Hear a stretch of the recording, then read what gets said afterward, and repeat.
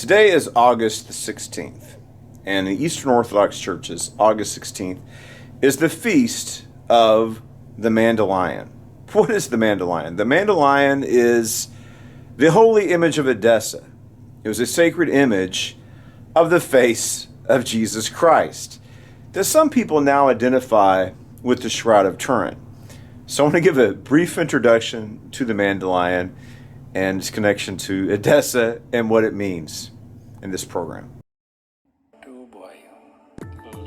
Jesus was an Aramaic-speaking Jew of the Middle East, and the Assyrians are Aramaic-speaking Christians in the Middle East who have endured persecution for over 1,000 years. Join Voice of the Word Aramaic Bible teacher, artist, and author Stephen Missick as he examines the Bible through the ancient languages, peoples, lands, cultures, and times in which it was first revealed. Research the Scriptures, rescue persecuted Christians, and restore the Church to its Semitic roots. And now, Voice of the Word. The founding story or tradition of the founding of the Assyrian Church of the East, or all the Syriac churches, the Aramaic churches, Aramaic-speaking churches in the East, is the story found in Eusebius, who's the father of church history, of Thomas sending Thaddeus to preach to King Abgar of Edessa. And you have a story of the letter of King Abgar. Actually, there's three important icons or sacred relics connected with St. Jude Thaddeus. One is the letter, and they had this letter for some time. So the story is, it's in the beginning of the Gospel of Mark where it says the fame of Jesus spread all across Syria. So Edessa at that time, which is now in Turkey, would have been considered part of Syria. And the dialect of Aramaic spoken in Edessa it's classical Syriac. And that's what I'm saying, for the churches today, the Syriac churches, that's the official Aramaic dialect. And it's a dialect of Aramaic contemporary with that of Jesus, and it would have been mutually intelligible with the Aramaic Jesus spoke. Now, Jesus's dialect would have been Galilean Aramaic, but this is a contemporary form of Aramaic, which is very important in Aramaic studies. So we have a vast amount of literature in classical Syriac, but this dialect is the dialect that derives from the city of Edessa, which is an important Syriac-speaking city, is a city-state in Mesopotamia, and that's where Syriac Christianity comes from. Now, the Armenians also claim that King Abgar was an Armenian king. His name's Aramaic, Abgar Ukama, which means Abgar the Black. So, with all due respect to the Armenians, and even today, royal families tend to intermarry, so there probably was an Armenian connection. But this is an Aramaic-speaking city-state, so it's really the foundation of Syriac Christianity. I'm going to talk about this in another program, but there's the Assyrian people have gone through a lot of tragedies and genocide and lost a lot of people. They're only like a fragment of what they have been, even from the beginning of the 20th century. Even today, the population of Iraqi Christians is decimated. They're still there, lingering, holding on, but it's a devastation. And some of these Assyrians are like questioning their faith in Christ and saying, well, let's hail back to our ancient pagan origins with the ancient Akkadian Assyrian Empire, right? And it's like, no, the Assyrian identity as it is today originates from Edessa. I'm not casting aside the ancient Assyrian heritage at all. That's part of the Assyrian heritage too. I'm just saying that the people as they are today and their culture was forged in Edessa. So let's go back to the story. And it's Christian in its origin, right? The modern culture of the Assyrian people is Christian in its origin. So this is just an introductory episode. So what happened is today is the feast of the holy image of Edessa. I'm going to have to go more into detail on this in later programs. And I actually did like a dramatic presentation. I've got movies I made, and I decided since October 30th is the feast day of St. Simon and Jude. That will be in October. I'm going to try to put the video out again and re-edit it and put it out probably in the Voice of the Word programs, to make it manageable, I guess. But let's go back to the story. Like I said, we're going to talk about this in more detail later. So King Abgar is vexed with a terrible disease. And then I think the original source is this gout, but you also have accounts where he has leprosy. But he's diseased and suffering, and he's got a bad prognosis. So he hears about Jesus. So he sends his Ananias, his envoy. And Ananias actually sees Jesus and tells King Abgar about Jesus. There's this miraculous healer, because he's doing the king's business, traveling around Rome, the territories, and he was in Judea, and he saw Jesus performing miracles, so he reports this to King Abgar.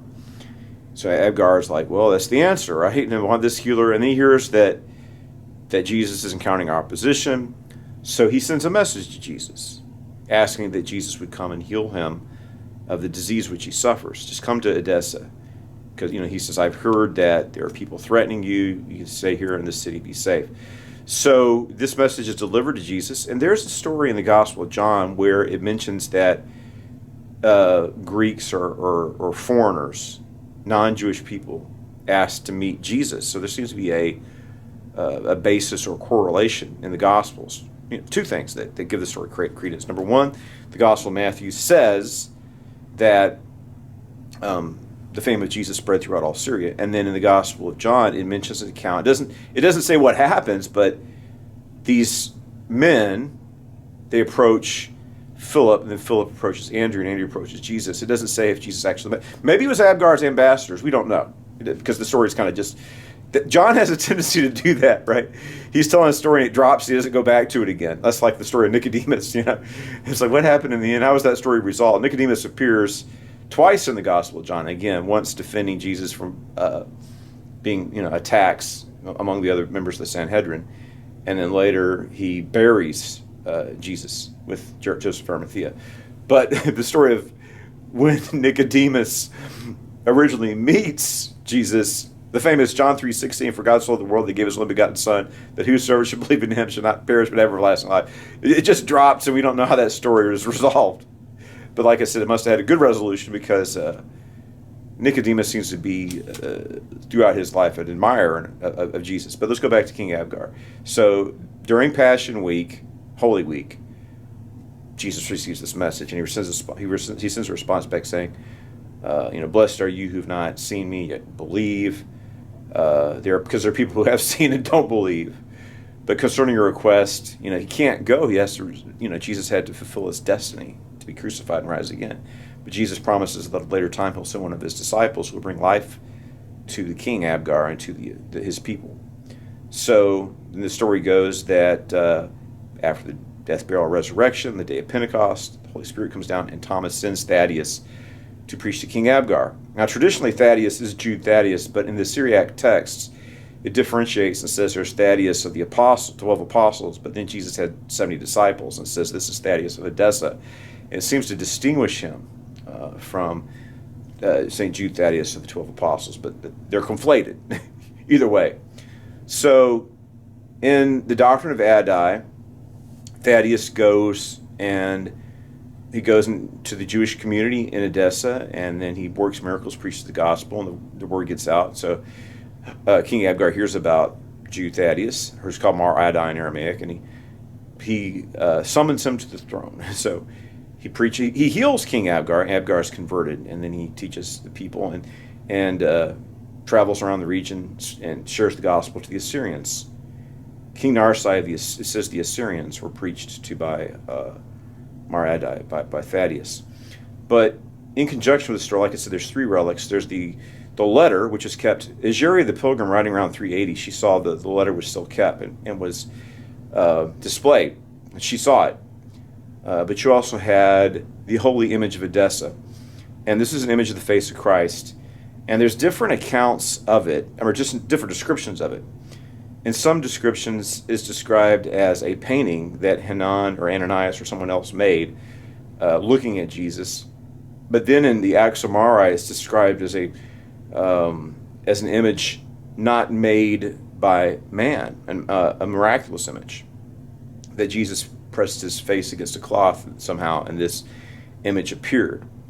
The other relic associated with Thaddeus is the Armenians have the spear that the sacred lance, the spear that pierced the side of Christ, or that's kept in an Armenian church. And their tradition is that St. Jude took this relic and brought it with them as he evangelized the region. So the sacred image of Edessa, which, like I said, there's different descriptions, different accounts. So in the end, it's described as a supernatural image, not made by the hands of man, but it miraculously appeared by a cloth.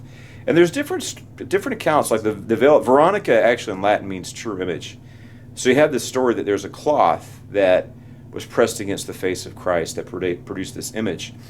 And to this day, it's kind of, the image is the mandalion, which means a mantle, or like a large cloth. It's lost. It was so that the Muslims took Edessa, but the Byzantines negotiated for the possession of the sacred image of Edessa, and it was taken to Constantinople, where it was displayed for a long time, and it disappeared. And some people think was the holy image of Genoa or the San Silvestro image are accurate replicas of the holy image of Edessa, or perhaps the holy image of Edessa themselves. It's disputed.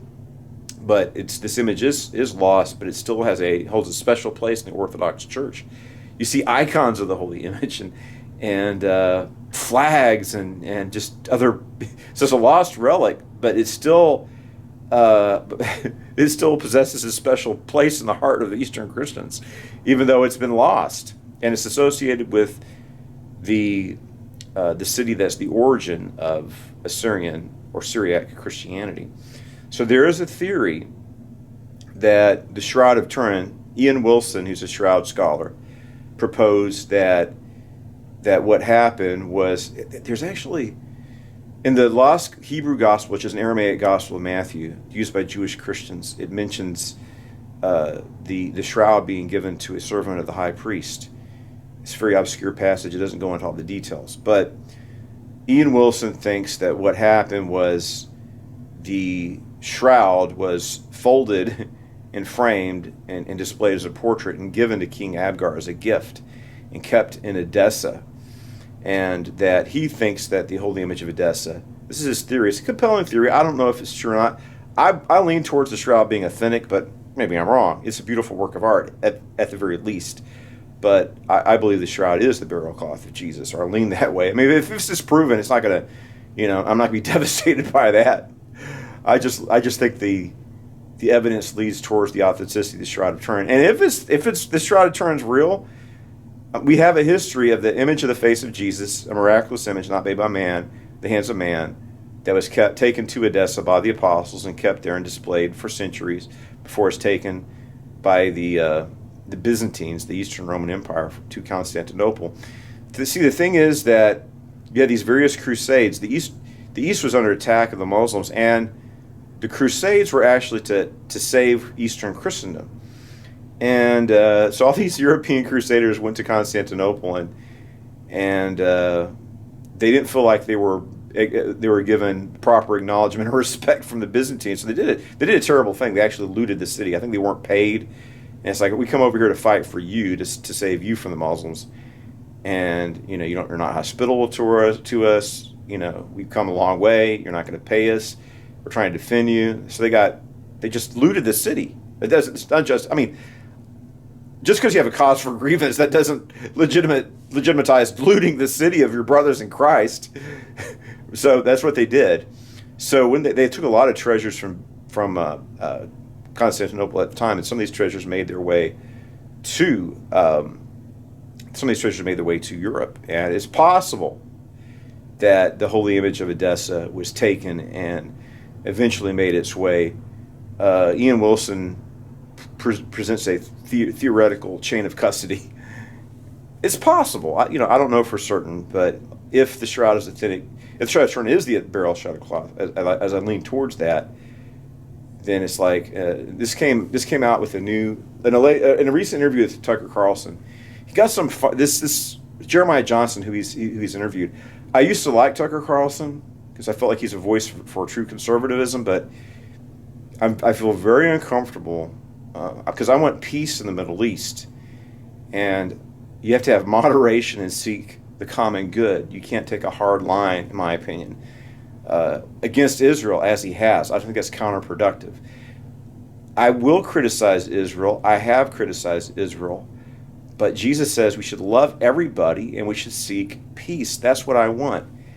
And people need to find a way to live together in peace.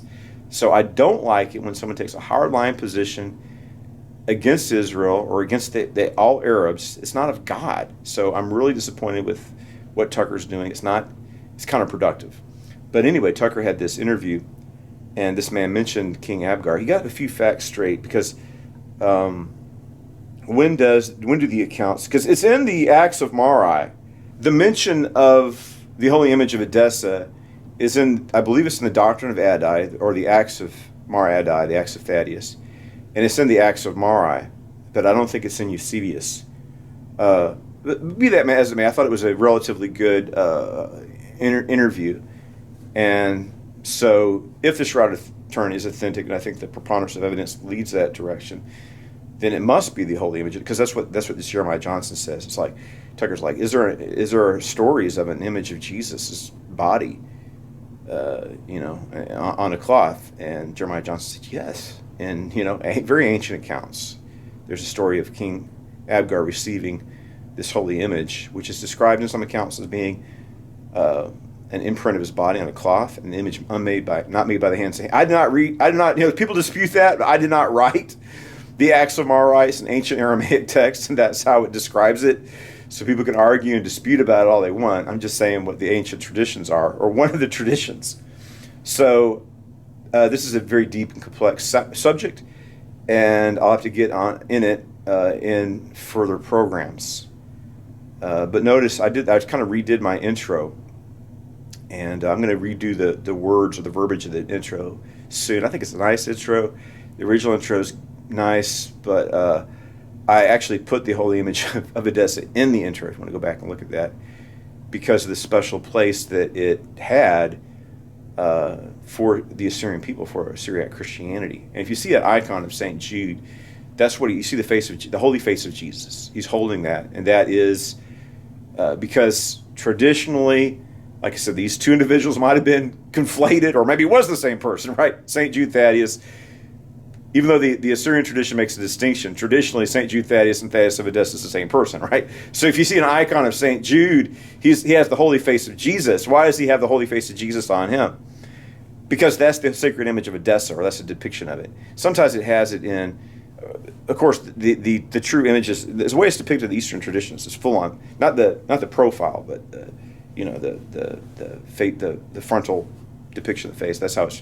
But the silhouette's depicted on some icons. That's not correct. But the reason that is supposed to be, even though it's not an accurate representation of the holy image of Edessa, that is supposed to be the holy image of Edessa that St. Jude Thaddeus is holding. So the icon is telling the story. So if you see an icon of St. Jude Thaddeus, he has the flame behind his head because he was at the day of Pentecost and the Holy Spirit came upon him, right? Because he's one of the 12 or one of the 70s, whichever tradition you want to go with. So the icon is supposed to be telling the story of his life. So that's why he has the fire behind his head. The other thing is he's holding an image, the image of Edessa. That's what that's supposed to be, which is held. It's the image of Edessa, basically the capital city, right? For the Syriac Assyrian Christians. So you have Jerusalem as the origin of Jewish Christianity. Antioch is the origin of Western Greek Christianity. They probably spoke Aramaic there as well, but that's where the word Christian came from, Antioch. So Antioch is a very important place for early Christianity. But for the Assyrian people, their sacred city, if you will, is Edessa. And they call it Sephio? The year of the sword, where there was Christians in Edessa until the Turks killed them all in 1915 in the Great Genocide, which people know as the Armenian Genocide. It was the Armenian Genocide. They took the blunt of it. I acknowledge that, right? I'm not going to try to minimize the suffering of the Armenians at all. But we have to acknowledge that it wasn't just Armenians I mean, I will call it the Armenian genocide, but you need to understand that Greeks and Assyrians, and I don't think that the Armenians refuse to acknowledge that, right? Because Assyrians and Greeks also died in that genocide. And it's still going on today. In the 20th century, the Turks took over half of the island of Cyprus, and they recently cleared all Assyrians and all Armenians out of Nagorno-Karabakh, which is it's a disaster. Now there's peace. I think we should not allow people to use violence to do ethnic cleansing like the Turks did in Azerbaijan. I have a problem with that. And it's good to have peace agreements, but they should allow the people who lived in that, they should get their land back, right? If they want to force them to acknowledge they're citizens of Azerbaijan, fine. But you can't do ethnic cleansing. All the Armenians and all the Assyrians who were evicted from Nagorno-Karabakh should be allowed to return. It's only been a couple of years. So I wish this stuff was ancient history, but it's not. Persecution. I gave a speech on Assyrian Martyrs' Day, and we have to address these issues. So this is supposed to be just an introduction to what is the holy image of Edessa, what is the mandolin, or the mandalion, and like I said, we're going to talk about this more in depth. I'm going to try to give my Shroud seminar. I call it the Shroud Expo. Again, very soon. I need to start publicizing it, and of course I'll upload it. And, you know, this censorship we have in the United States, I never thought in America you'd have censorship the way we do. You know, it's just, couldn't imagine it, you know, because we're supposed to be the land of the free, the home of the brave. We have our Constitution. You know, I build this audience. I get thousands of people, millions of views, create a huge audience, and then, you know, they just, you know, get canceled and deplatformed and censored. And just got to try to build my audience up again. So that's what I'm trying to do. But anyway, sure, I'm going to do a better presentation. Not just the presentation I gave was good, but I need to have the graphics, a good presentation and editing of it. So that's programs to come in the future. I might try to find my old Shroud Expo. Maybe it's on my Rumble account, or I can upload it here so people can see that. But I'm going to do a new Shroud Expo. So thank you, and God bless you. Research, rescue, and restore. Help Voice of the Word and Aramaic Christian Ministries mission research the ancient languages, peoples, lands, cultures, and times of the Bible. Rescue persecuted Assyrian Christians in the Middle East and restore Christianity to its original Semitic roots. For Stephen Missick's books, online giving, and other resources from Aramaic Christian Ministries, visit www.stephenmissick.com. Join us next time on Voice of the Word as we research the Scriptures, rescue persecuted Christians, and restore the church to its Semitic roots.